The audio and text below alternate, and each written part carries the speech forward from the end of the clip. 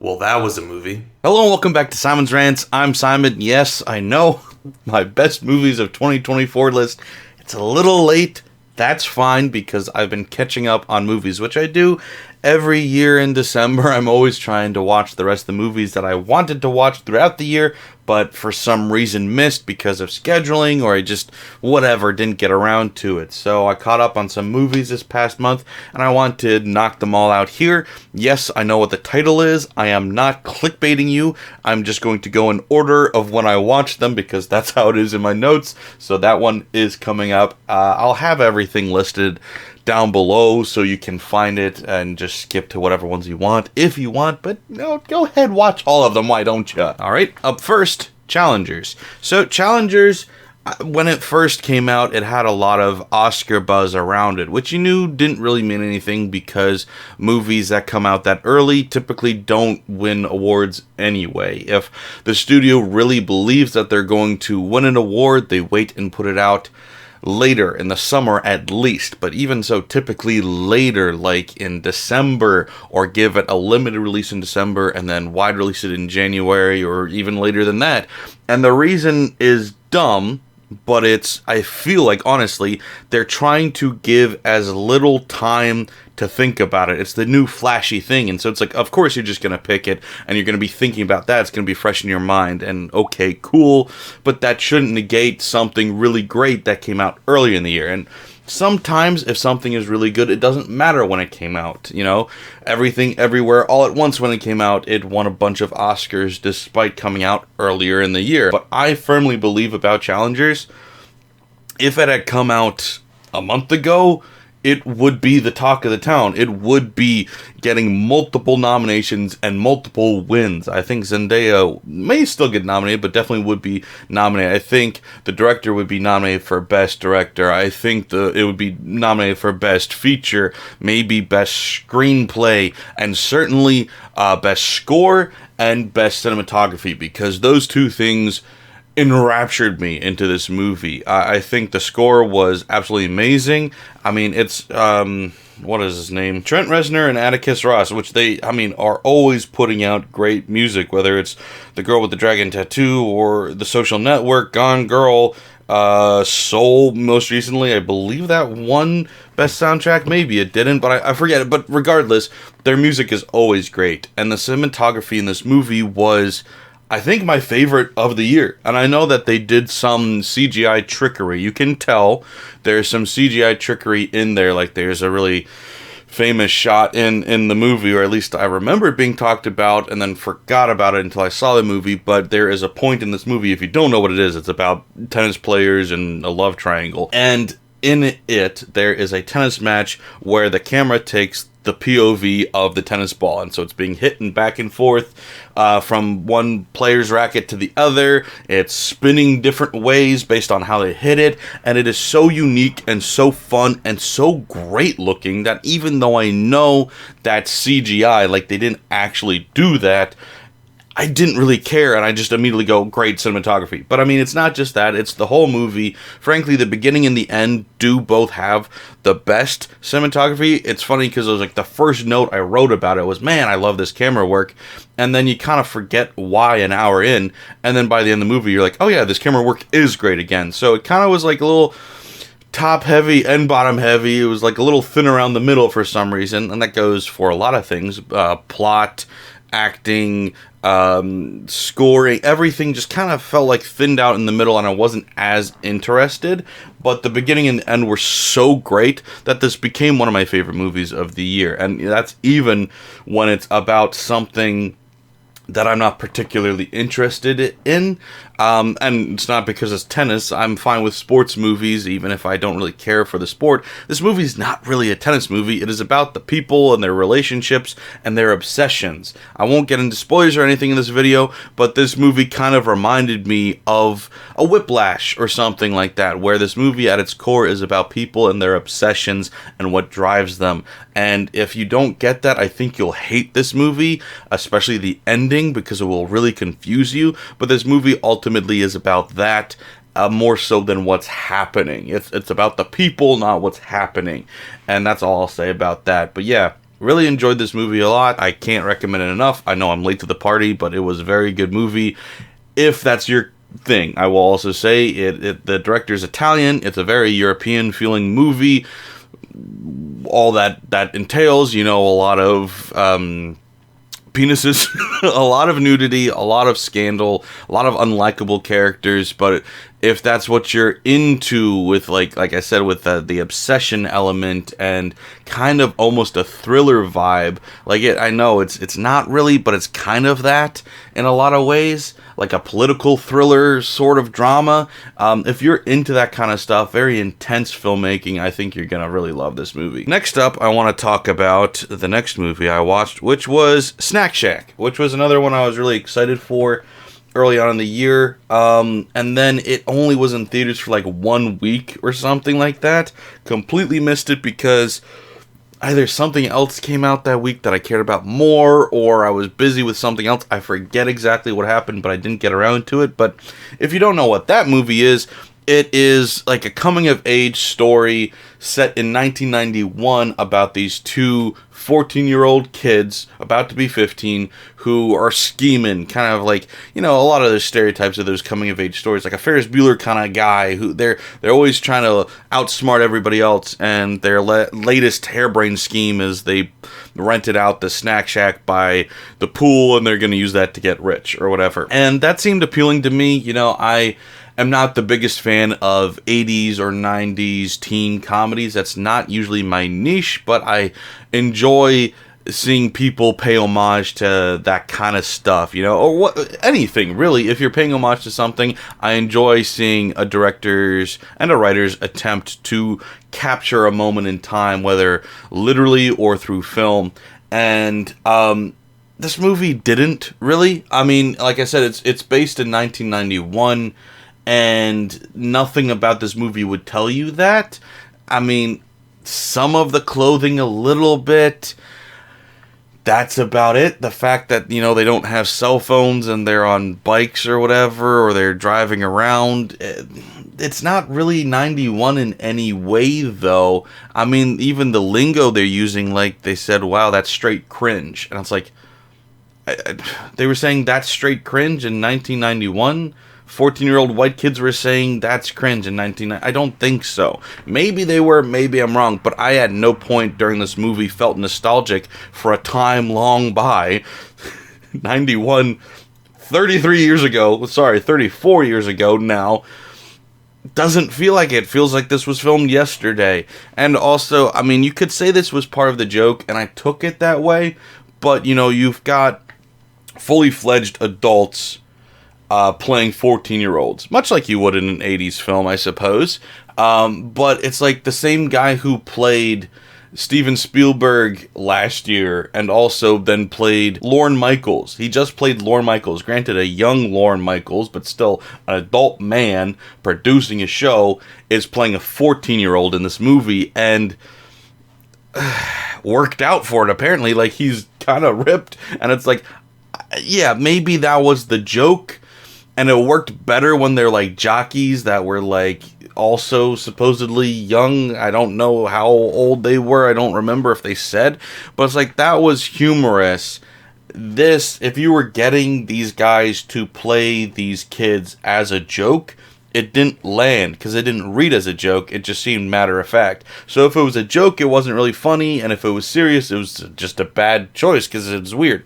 So overall, I mean, the movie's fine. I don't really have any serious judgment of it, but I didn't care for it either. It didn't really leave an impact on me because it wasn't nostalgic like it was supposed to. It tries to hit you with certain things that, like, we've all been through, like the girl next door kind of stuff. And it felt like a retread more than something nostalgic to pull at your heartstrings or whatever. So, even from a comedy perspective, it was only funny half the time. I never really had like a good hearty laugh. It was just kind of like oh, okay, I get that. Or a smirk here or there. So, wouldn't give it a bad rating, but I wouldn't give it a good rating either. I was kind of just indifferent to it.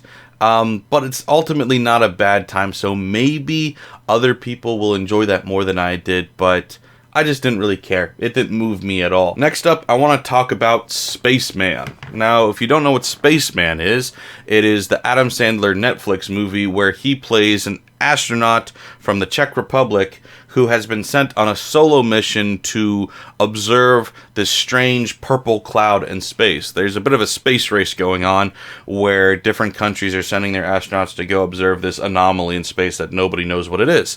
And for whatever reason, one, the Czech Republic is getting there first. I guess this is a fantasy. It is, so. So there's that. It's like, of all the countries that could get there first, the Czech Republic? Or maybe, you know, the US, China, and Russia already all have been there, studied it, and left and didn't bother to tell anybody else, so everybody else was like, I guess we gotta go look at it too. Well, it's like, it's the Czech Republic in first place, and they keep referencing, oh, South Korea is closing in. So South Korea is in second place. Just, does the US not give a shit? I guess? I don't know. What weird fantasy world is this? So, that aside, and the fact that it was on Netflix aside, I actually enjoy this movie a lot. The reason I didn't see it when it came out was because I don't have Netflix. I literally got a month's subscription at the end of last year to catch up on my Netflix movies, and that one was at the top of my list because I remember seeing the trailer for it, being obsessed with the concept, and being like, I need to see this. I don't care that it's Adam Sandler. I don't like Adam Sandler as an actor, comedic or dramatic, never did. And I don't care that it's a Netflix original, and even though they had good movies 4 or 5 years ago, I think back in like 2020, Netflix was like the only studio putting out good movies, shockingly, and now none of their originals are worth anything.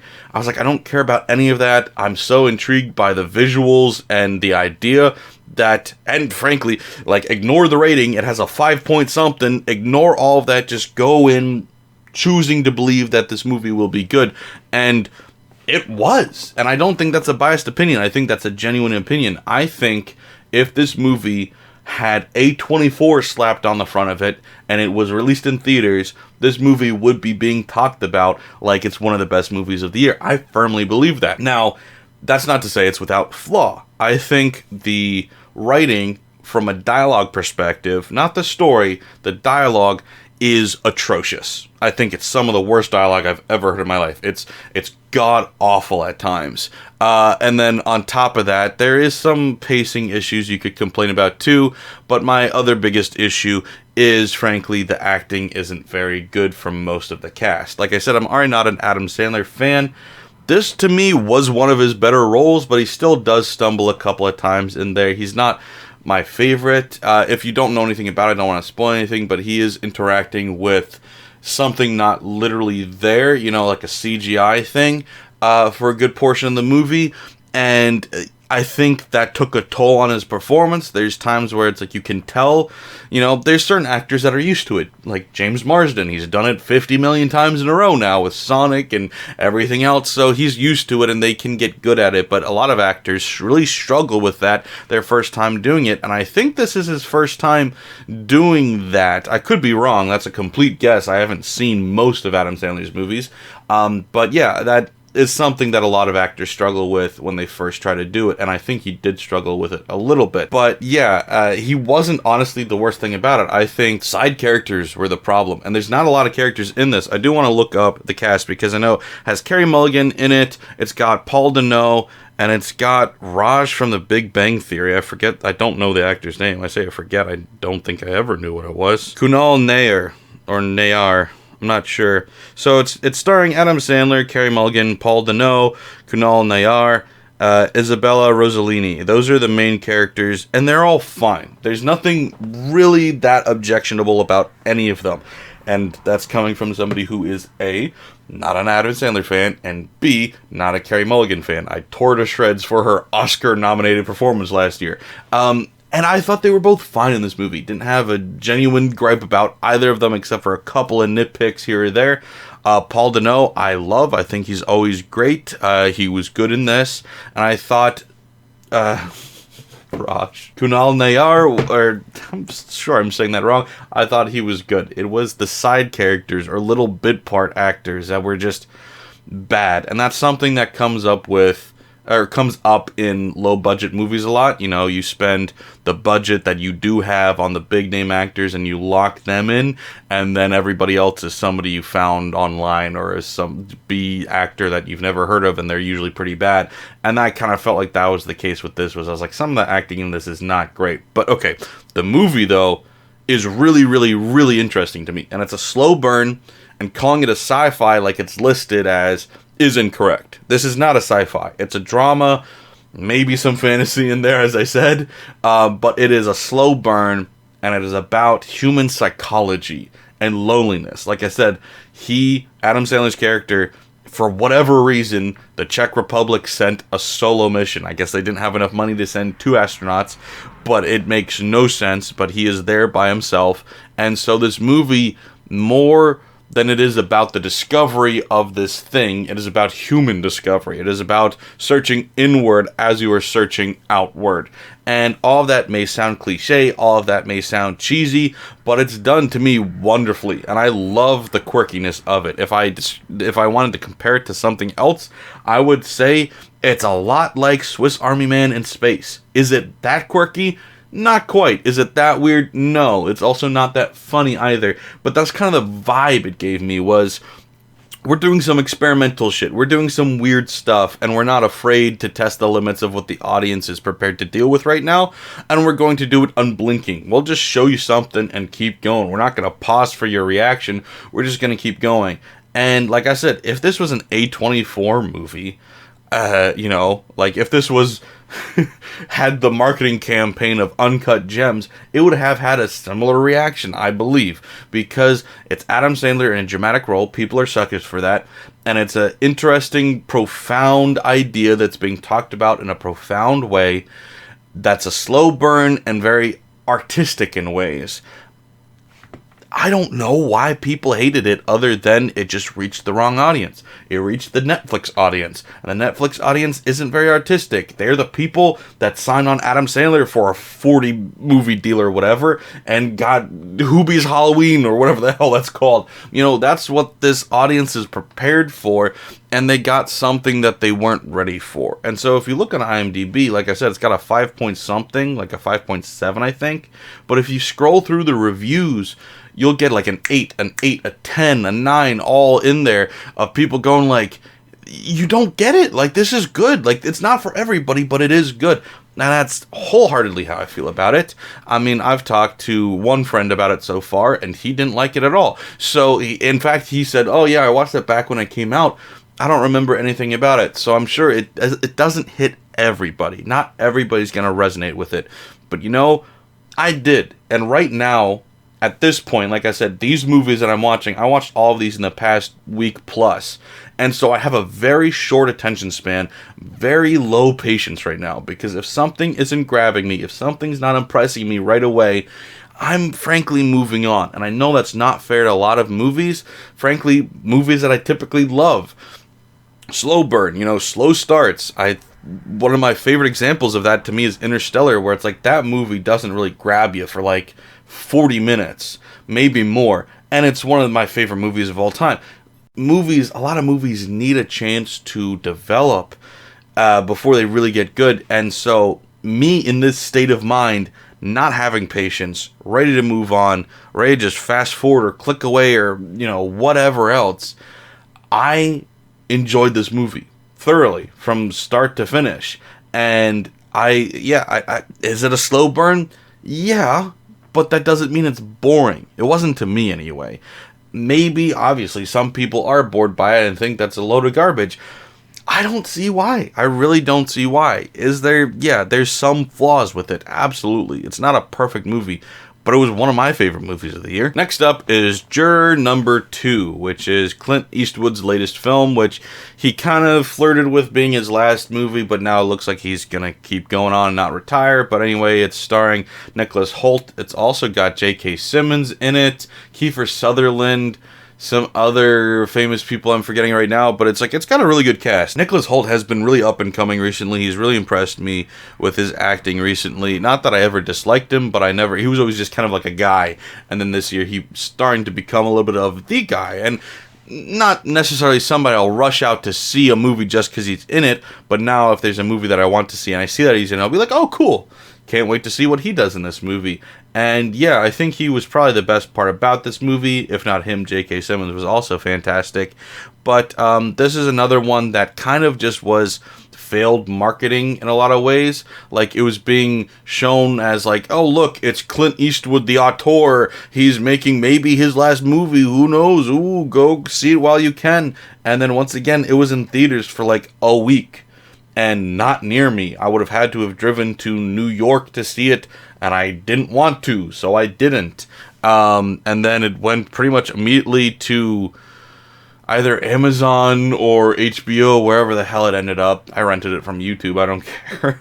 And that's where I watched it. And yeah, I mean, I've never been a huge fan of Clint Eastwood as a director anyway. I think his style is kind of sloppy. I think he makes some good movies. I think he does, but he is not a perfectionist when it comes to his work, which nobody, I don't think being a perfectionist, you have to be a director. You know, you hear stories about Fincher or Kubrick or whatever wanting a million shots of one thing, like a million takes of one shot, never fully satisfied. And then, you know, there's the opposite end of the spectrum where Clint Eastwood's like, yeah, whatever, we got it, sure, move on. Why waste time? And it's like, I think you should probably be somewhere in the middle on that, because I think there's a point where people stop noticing the improvement. When you're 99% perfect, audience members aren't going to notice that 1%. But to me, when I watch Clint Eastwood movies, I kind of just feel and notice that they're sloppy. But a lot of people don't, because a lot of people don't watch movies like that. But regardless, this movie, Toni Collette, that's the other famous person in this movie. Love her. It's weird for me to see her in something not scary, because I feel like everything I see her in is a horror or a thriller. But anyway, she's also always good. This movie had moments. I really enjoyed the premise. I just really didn't enjoy the execution. And that's frustrating, as, you know, it's got a great cast. It's got a competent director. Like, as much as I just criticized him, I think he's a pretty good director. I think he knows what he's doing to a degree. And then the script isn't awful. It's just, it didn't really come together for me. And a big part of that's the ending. I felt like the movie was slowly getting better and better and better as it went. And then the ending happened, and I just lost all interest. Now, not necessarily for the reason you may think, because the ending has, some people have described as an ambiguous ending. I don't think the ending's ambiguous. I think it's pretty clear what's about to happen, even if they don't show what's about to happen. I just didn't like what was going on with the characters. And the whole point of the movie is character development. Because, in case you don't know what it's about, Nicholas Hoult is a juror. He's on jury duty. He gets called in to be a juror for this murder case, and then quickly realizes that he has some important information about this case, but for secretive reasons doesn't feel like he can give forth that information. And so it becomes a struggle, a moral dilemma of, like, what's more important? Making sure that this case sees justice, or protecting my own self-interests. And that's a really fun case. I mean, I enjoy a good courtroom drama. I think of movies like Jimmy Stewart, Anatomy of a Murder. There we go. Anatomy of a Murder. Phenomenal movie. Or, you know, even bring up Orson Welles' one, Compulsion. Okay. You know, and that's where, like, courtroom dramas are about more than just legality. It gets into morality. And those are my favorite courtroom dramas. It's slightly different, but another Jimmy Stewart movie was like Mr. Smith Goes to Washington. And it's not a courtroom drama, it's political drama, but a similar thing where it's like, it's not just about the correct way to do things, it's about the moral thing to do. And I love that when it's done in an interesting and fascinating way, when you really dive into these characters and their psyche, and you have an arc or something to what they're going through. And I really felt like the arc in this, the character arc was cheated, and it didn't feel genuine. And I've read other people's reviews who did not feel that way. They felt that it was like, oh, great, I love the way that this flowed and what happened and yada, yada, yada. And I was like, I just didn't get that from this. And maybe I'm just not getting it. Maybe it is there. But to me, it just didn't read, and I just didn't feel like the ending was earned, if you get my drift. I just didn't feel like what happened should have happened the way it happened based on everything else that had happened up until that point. But maybe I need to watch it again. I don't know, but once again, this movie just didn't land for me. Not anything particularly bad about the movie, it just didn't work for me. Didn't hate it, just didn't love it either. Kind of just meh. And last but not least, of course, yes, the title of this video, Hundreds of Beavers. Now, Hundreds of Beavers, there's going to be two groups here. One, the people that watch this video solely for the title of this video being Hundreds of Beavers, and two, the rest of you who have never heard of this movie and have no idea what it is. It is a very indie, low-budget movie. I think it's like $150,000 was the budget. I do think the trailer, was thrown up on IMDb or something. I feel like I saw a clip of this somewhere at some point and went, that's amusing. Threw it on my to-watch list and then didn't get around to it and then moved on with my life. But then something interesting happened. And forgive me if I sound like I'm name-dropping or something, but I talked to the writer of this movie. I don't want to get into legal stuff here. I'll just say I contacted him through somebody because of a mutual connection. And I had a long back and forth on Instagram talking to him about his experiences and his advice and, what he was doing. And just the way he was so respectful and kind to me when he didn't have to be, because, yeah, he's an indie filmmaker like me, but he's way beyond where I'm at right now. He's doing much better than I am, and good for him, he deserves it. That made me, reinvigorated to see this movie, because I was like, yeah, his movie did look funny, let me check that out. So finally tonight, just a couple hours ago, I finally threw it on YouTube and watched it. It's free with ads. Check it out or go rent it somewhere. I don't know if you even can rent it anywhere. I watched it for free, but if you can find a place to pay for it, maybe consider doing that, because he is an independent filmmaker and money is hard to come by in that field.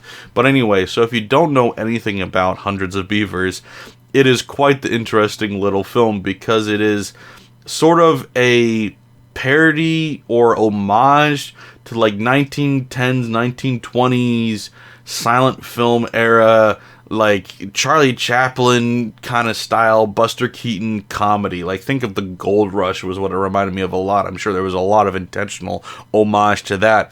But not only that, it's you modernize the humor of that to what it frankly reminded me of was an adult version of Ned's Declassified. So kind of like Ned's Declassified mixed with something like college humor, because it gave me middle school vibes too. It was something I would have watched in middle school, but it also evolved from there. A lot of people, I was reading the comments too, where people were comparing to Looney Tunes. It also reminded me of Kung Fury or a million different things. Hoodwinked was another thing it reminded me of.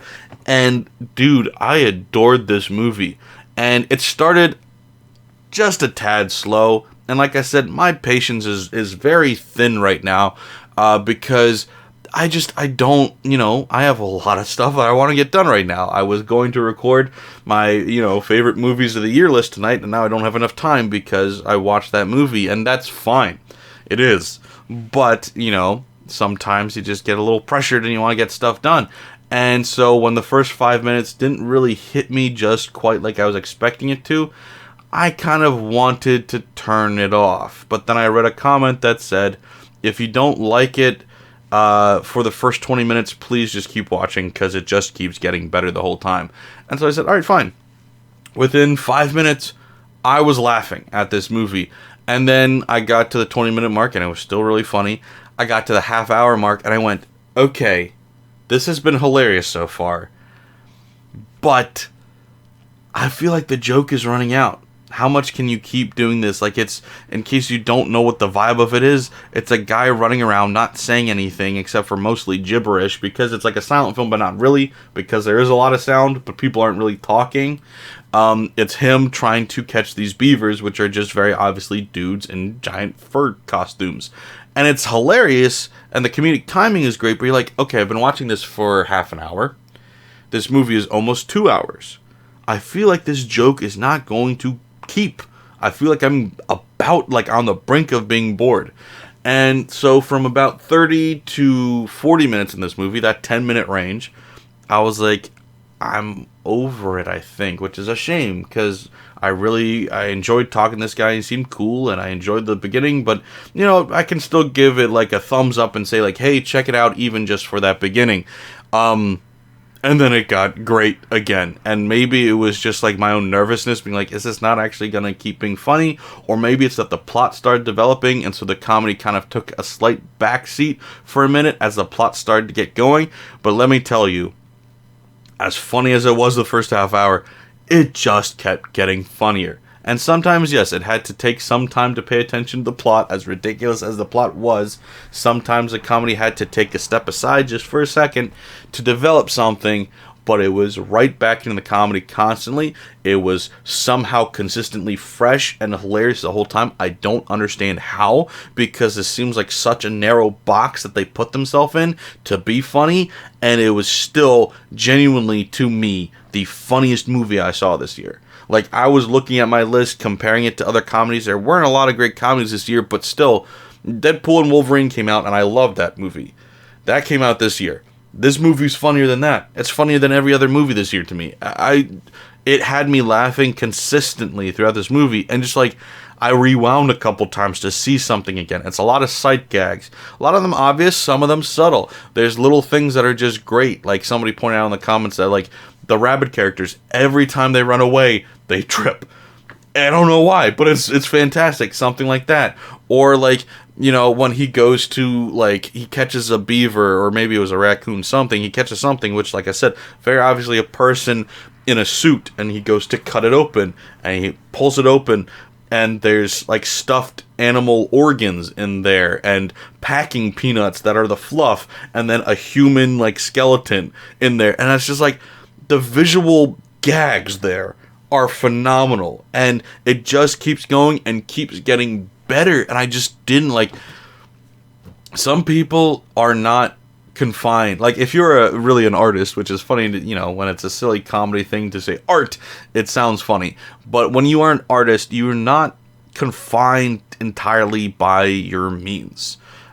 You can make something without a budget, and this movie is painfully low budget, and it shows sometimes really poorly, where it's like, a lot of it's stylistic, where it's like, you know, they're on an animated background, and obviously, you know, green screened into situations and stuff, and then all of a sudden it looks like in some random neighborhood, you know, and it's like, that's where the budget shows. There's imperfections there, but they don't let that dictate the quality of the movie. And it doesn't. This movie was great.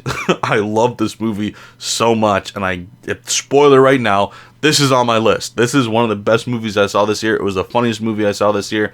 It's not going to be for everybody. If those movies I mentioned earlier that it reminded me of, whether it was Kung Fury or Hoodwinked or Ned's Declassified, or even just the subject of, like, having people walking around in a silent film style atmosphere, if all of that doesn't sound funny to you or sounds boring to you, then yeah, it probably is. It's probably not for you. But if that is your niche, this movie is fantastic. And if you don't believe me, it has a 7.7 on IMDb and like an 80-some% on Metacritic. It's not just me. People are saying this movie's great. It's not a Spaceman situation or a Casa de Mi Padre where I'm like the only person in the world that finds that movie hilarious. I know one other guy that does. It's like, this movie does have an audience. It's not the widest audience in the world, but they absolutely nailed what they were going for and somehow made a 2-hour movie out of this concept that would have lasted most people 15 to 20 minutes. I don't know how they did that. But I read another comment that said, yes, keep watching. Yes, it's funny. Yes, it stays like this the whole time. And yes, the runtime is needed and deserved. They earn it. And I did not believe that at first. I was like, you know, I'm in the half hour to 40-minute range going, I'm already starting to feel it drag. I'm already bored. How is it going to earn this hour 50-minute runtime? It does. It fills it up. And every little moment in this movie is necessary. Like, everything, every smoking gun has an answer. It's ridiculous. It's so much fun. It is a ridiculously silly and stupid movie, and it is honestly one of the best movies I've seen this year. So, those are the movies that I'm catching up on, that I just caught you up on as well. If you haven't heard of or haven't seen any of these movies, I do recommend the ones that I said I liked. All of them are watchable, all of them are fine, but some of them are a lot better than others. So, yes, I will be coming out with that new best movies of 2024 list soon. So keep an eye out for that. That might be a couple of days. I'm busy with family and stuff right now, but I'm going to do that soon. And yeah, in the meantime, hope this video was fun. If you learned something new, let me know. Okay, well, my camera just died apparently, but you got the idea. Thanks for watching, guys. I'll see you soon.